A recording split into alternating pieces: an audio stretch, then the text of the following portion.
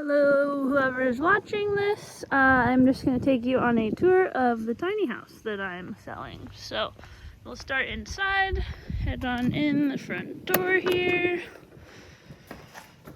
Alright, so I have all of the lights off right now. Walk in, there's this built-in couch.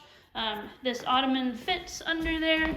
It's got a tray here.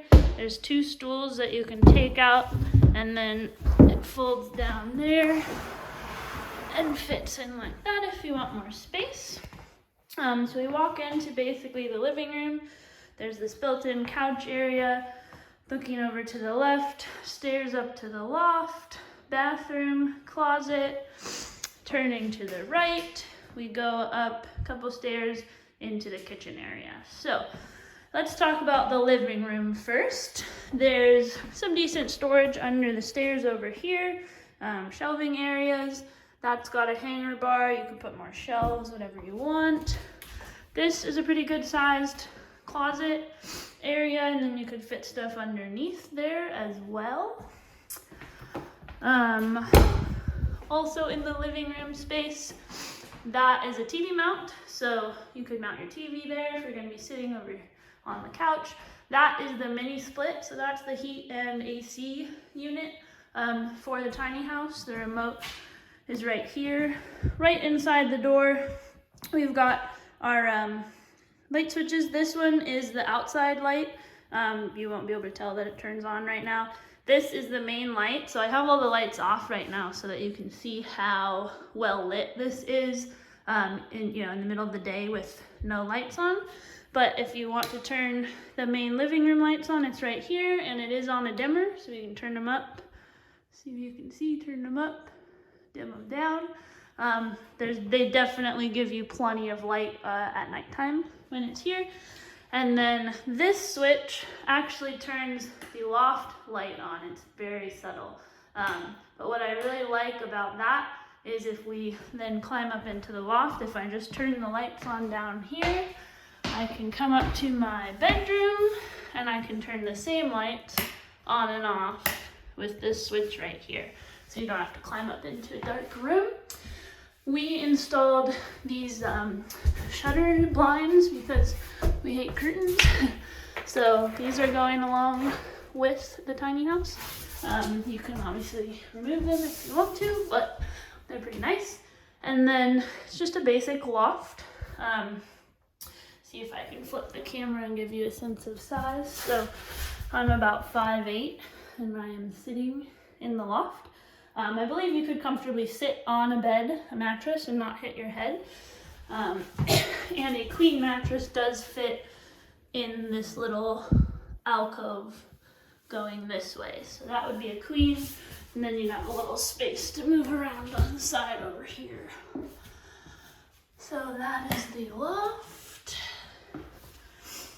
Coming down the stairs. Going into the bathroom, let's see. The bathroom is where we have a combination washer dryer that comes with the unit. We have not used it. It is brand new. I have no idea how it works. It does run on the water and electric, and then you've got some more shelving areas. The vanity has a nice little slide with shelves, and then the drawers all pull out there. Water works great. I'll show you the hookups. Regular toilet, so it's plumbed. I'll show you that. Nice mirror. And then the full-sized shower, bathtub is definitely one of the selling points for us. A couple towel racks behind the door. But yeah, overall, really nice sized bathroom for a tiny home. And then we have my favorite part, which is the kitchen. But first, we have a little bit of extra storage under these steps with some extra stuff. Then we come up into the kitchen. Good sized fridge. I don't know the specifications, but pretty dang big for a tiny house, I would say. Nice 4-burner propane stove range with a hood. All of the cabinets, well, this one opens this way. The rest of them open up. So you've got your vent stuff in this one. The rest of them are empty and ready for storage. Some nice slow close. Butcher block countertops. We have only oiled these. I would recommend sealing them if you're gonna live in this, but you can do whatever you want. We've got a good sized shelving over here. Under the sink actually pulls out, which is nice. You don't have to bend down in there. And then a nice big Lazy Susan in the corner. And then you're probably wondering how this has 2 bedrooms mattresses. That is because this guy right here pulls out. I'm not going to pull it out all the way, but that is a full queen bed. If this was pulled out all the way, the couch would be touching the stair. So that is a cool feature. That's what they did with the underneath space of lofting the kitchen up a little bit. It's a nice big bed in there. It's just on rollers. Our plan was to remove this clunky couch thing, put like a drawer face for the pullout, and turn that into storage all under there, and then have a freestanding futon couch thing that we can sit and watch TV on and everything. So that's the features of the inside of this tiny house.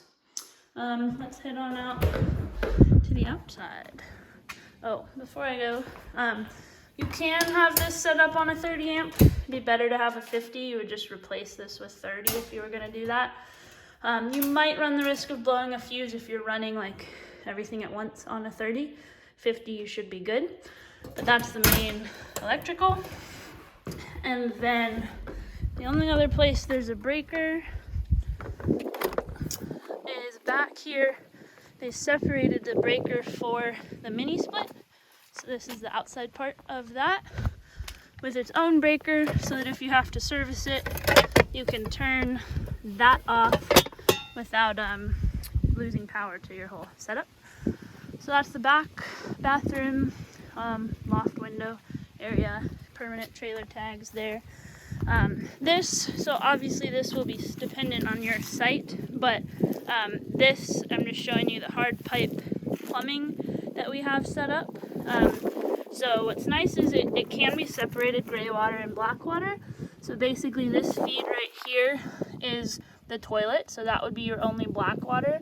You could just pipe that to a septic or holding tank or whatever.